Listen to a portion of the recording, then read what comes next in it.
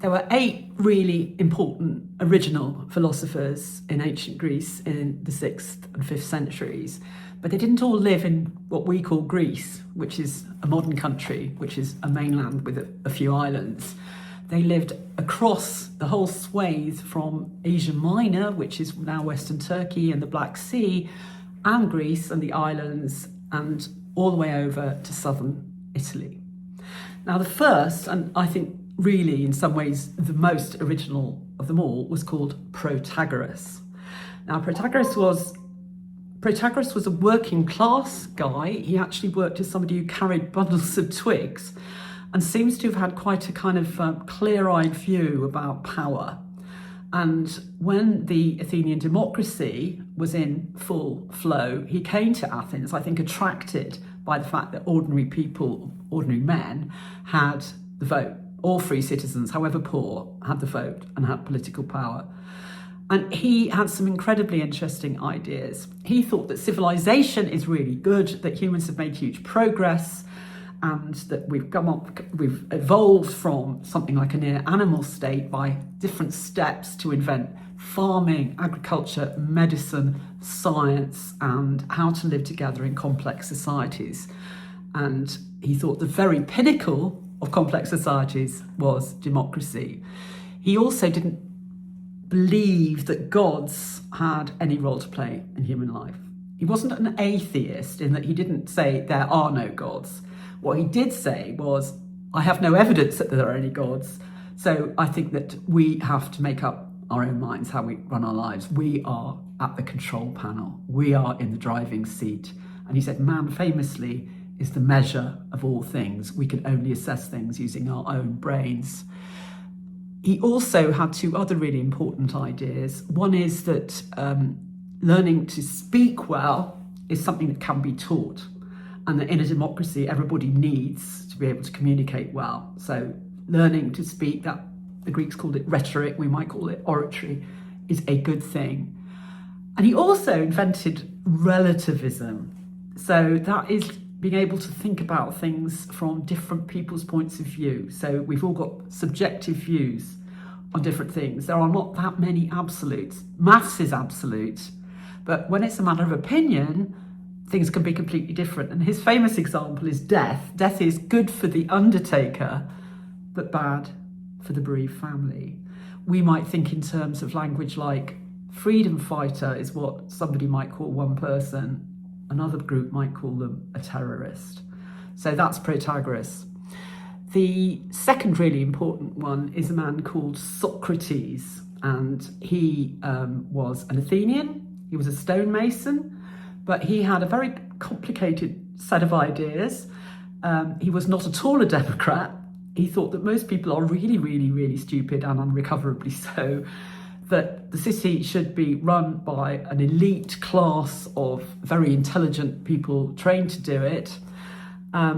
He also thought that there was this world that we see is not real, not really real. And it's very weird to get our heads around this.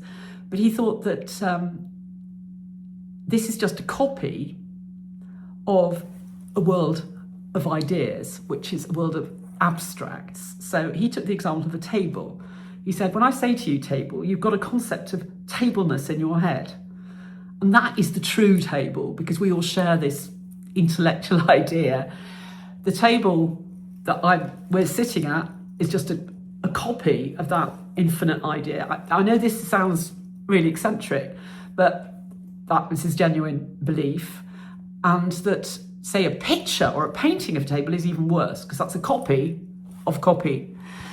Very importantly, he also said that you cannot learn to speak well, or rather you shouldn't be able to learn to speak well, because he said that rhetoric can be used for evil purposes, and he thought most people used it for evil purposes. That goes with his anti-democratic positions.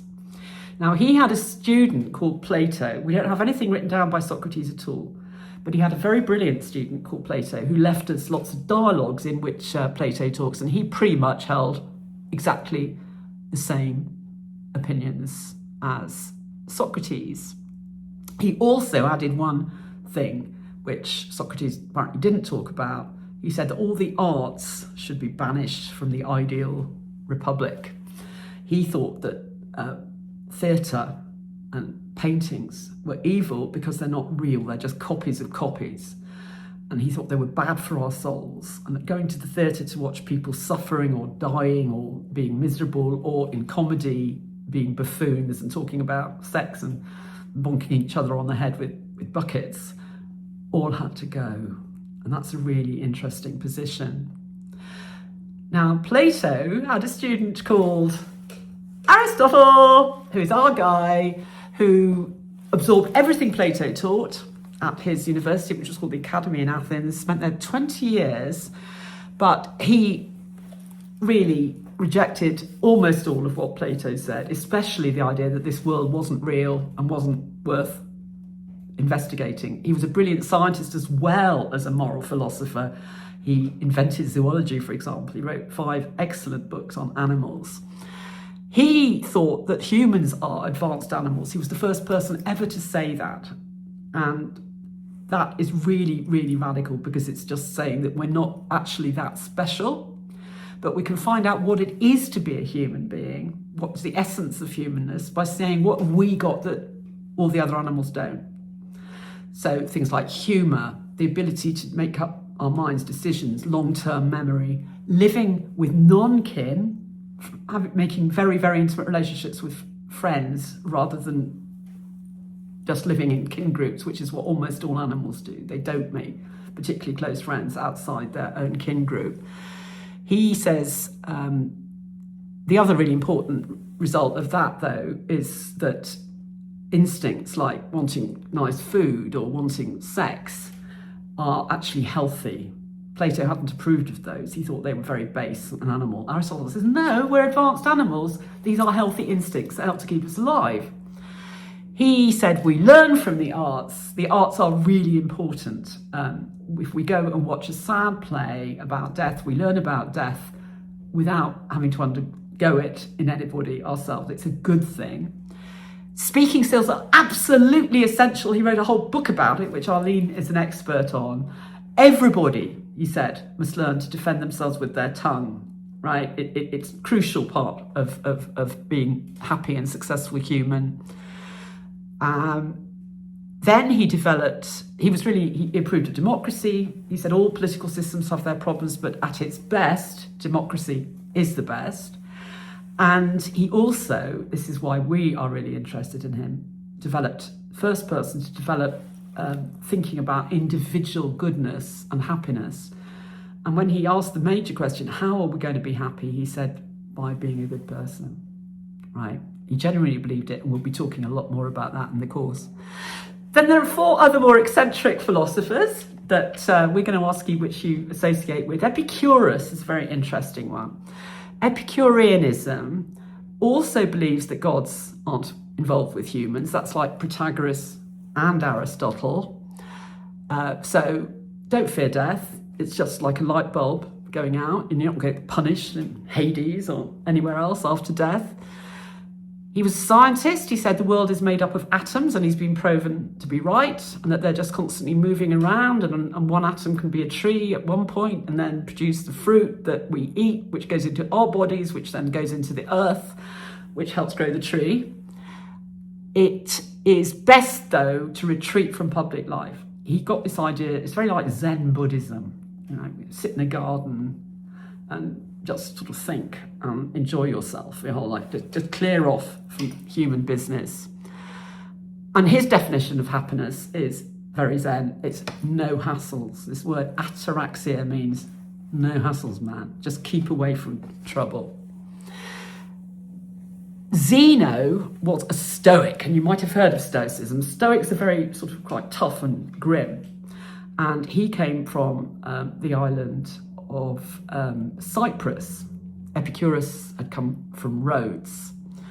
I should have said that Aristotle came from northern Greece, as did Protagoras. So the 2 freest thinkers were from northern Greece, and maybe that has something to do with their radical thinking. Zeno says that being a good person will make you happy, but it's all got to be done according to rationality. He's kind of the Mr. Spock. of ancient thought. Everything's got to be logical, everything's got to be reasonable. He didn't like emotion and passion. He said anger is just the activity of a madman. You've got to suppress it all, right? Keep your emotions down and not indulge your physical appetites. The universe is God. He thought he had some rather difficult to understand ideas about that, but this is all about resilience, enduring suffering, not trying to change things, and sort of toughing it out. Diogenes is lovely. Diogenes is the one with the word dog in, D-O-G is in Diogenes. He's a cynic, and cynic actually means dog-like, cynicism. He thought that human civilization is really bad. It's completely corrupt. People are just evil. Dogs are good because they have no hypocrisy and they urinate in public, they have sex in public, they just have no customs, manners or civilization. He thought we should all be going back to that, to the extent that he lived in an enormous barrel and surrounded himself with dogs and didn't even use a knife and fork. He would just eat off the ground like the dogs. He says you can't trust friends. Self-sufficiency is absolutely crucial. Comforts and pleasures are completely contemptible. You know, they're just self-indulgence. You know, we should just be really back to nature, which means living in some hardship.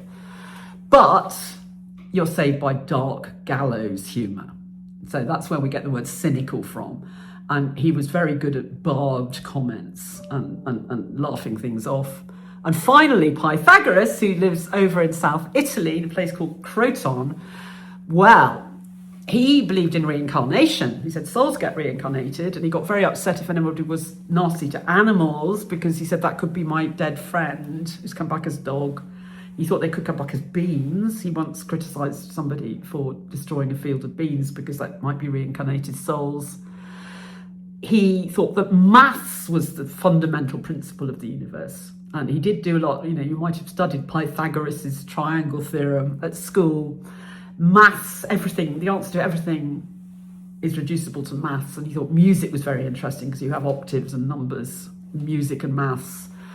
And he organised a very private sort of ancient Greek monastery with a commune with really mystical ideas. To just live with his friends. From that point of view, it was a bit like Epicureanism. You retired from public life.